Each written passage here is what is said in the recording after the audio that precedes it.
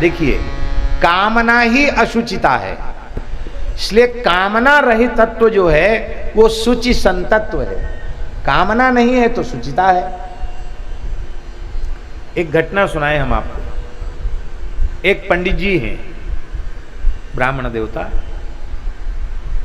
वो मास्टर थे, अध्यापक थे। बुंदेलखंड के एक गांव में वो पढ़ाते थे। वहां एक महात्मा रहते थे, रामानंदी साधु थे। नाम तो उनका श्री सियाराम दास जी था, पर मौनी बाबा के नाम से वो प्रसिद्ध थे। बड़े अच्छे निर्मल संत थे। उनके पास लालजी थे और शालिग्राम जी थे, हनुमान जी थे।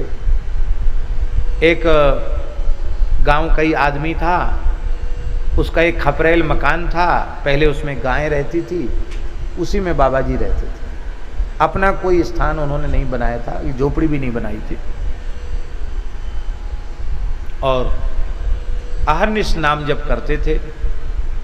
वृद्ध हो गए थे तो थोड़ा सा शिथिल कर दिया था कि कोई भी पवित्रता से वैष्णव उनकी रसोई बना दे, ऐसा वैष्णव होना चाहिए, कंठी वाला होना चाहिए।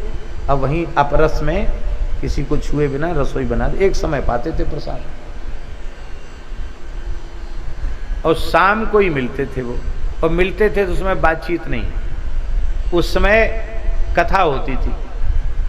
कोई एक पढ़ करके सुनाता था, और चौपाई चौपाई पढ़ो, जो हिंदी लिखी वो बाँच दो, बस ये, अपने मन से कुछ मत बोलो। और थोड़ी देर सियाराम सियाराम कीर्तन होता, सीताराम सीताराम, बस ये शाम को 2 घंटा। तो वो पंडित जी मास्टर होके उस गांव में गए, तो बाबा का दर्शन करने गए। तो ये ब्राह्मण देवता हैं, पढ़े लिखे भी हैं, कथा भी बाँच लेते हैं। तो उन्होंने उनको कहा कि पंडित जी आप वाल्मीकि रामायण सुनाओ, हम लोग मानस जी तो बहुत दिन से सुनते हैं, आपके मुख से वाल्मीकि सुनने की इच्छा है। शाम को आप जब छुट्टी होती है आपकी स्कूल से, स्नान ध्यान करके आ जाए, को 1 घंटा हमारे ठाकुर जी हनुमान जी को सुना दो। ठीक है। वो सुनाने लगे। तो उन्होंने कई ऐसी घटनाएं देखी मौनी जी के जीवन में, जिनसे लगता था कि वो एकदम त्रिकालदर्शी त्रिकालदर्शी थे महाराज। कोई आंख नाक मूंदने की जरूरत नहीं थी, जो चाहते सब कुछ उनको ज्ञात था। तो उन पंडित जी ने अपने पूज्य पिताजी से घर जब छुट्टी में गए, तो पिताजी को बताया कि ऐसे ऐसे महात्मा हैं, त्रिकालदर्शी हैं। तो उनके पिताजी ने कहा कि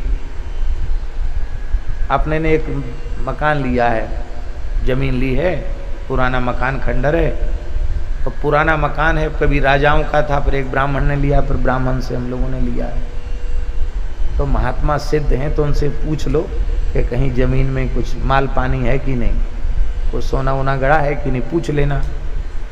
अरे बोले महात्मा के पास अच्छे महात्मा हैं, उनसे ऐसी बात नहीं पूछनी चाहिए। अरे तुम तो कथा सुनाते हो, सिद्ध महात्मा है, तो पूछ लेना क्या है। देखो मेरी आज्ञा है, पूछना जरूर उनसे। अब वो बड़े पितृभक्त पिताजी ने आज्ञा दे दी। तो मन में संकोच तो था, लेकिन जब लोग चले जाएंगे तो महाराज जी से पूछेंगे, मेरे पिताजी ने एक प्रश्न पूछवाया है कि ज़मीन लिया है उसमें धन है कि नहीं।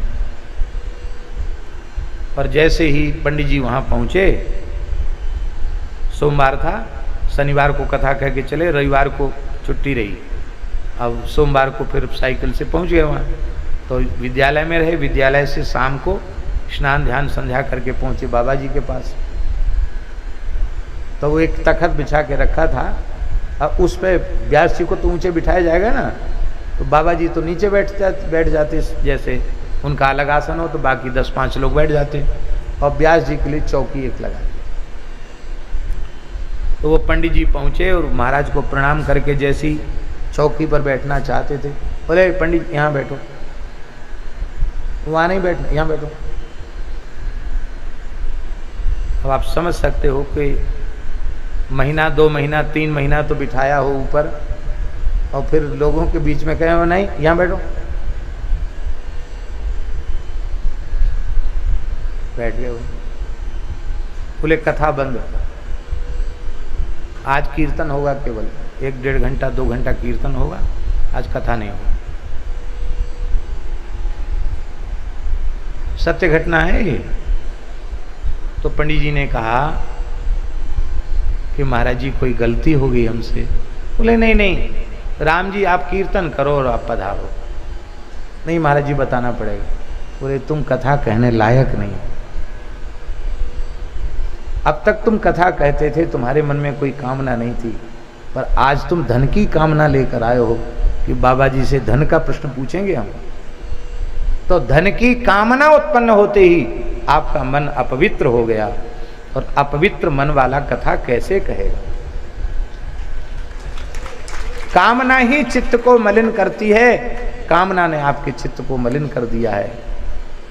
और देखो हम बता तो देंगे आपको, आप पूछने आए हो और कुछ आपको पहले कभी चाहिए नहीं था, आज पूछना है तुम बता देंगे कि है कि नहीं, मिलेगा तो नहीं मिलेगा कि मिलेगा, सब बता देंगे। लेकिन फिर ब्राह्मण मानकर आपकी पूजा नहीं करेंगे, हम व्यास जी मानकर आपकी पूजा नहीं करेंगे। धन का लोभ साधु ब्राह्मण के भीतर आ जाए तो साधु साधुता से गिर जाता है, ब्राह्मण ब्राह्मणता से गिर जाता है। बताओ, पूछे, बताओ, बताएं। पंडित जी भावुक हो गए, रोने लगे। बोले महाराज आपकी दया से सरकारी नौकरी मिली है, बढ़िया घर का काम चल रहा है, हम 1000 जन्म तक घोर कंगाल बने रहें हमें स्वीकार है, पर हम वैष्णव बने रहें, ब्राह्मण बने रहें, भगवान में प्रेम हमारा बना, हमको धन नहीं चाहिए, हम तो पिताजी की आज्ञा का पालन कर। रोने लगे वो। रोते ही उन्होंने कहा अब तुम शुद्ध हो गए, हाथ मुंह धो और बैठ जाओ, कथा सुना। बोलो वृंदावन बिहारी। किसी साधु के पास जाकर धन की बात नहीं पूछना। ये शुचि क्या है?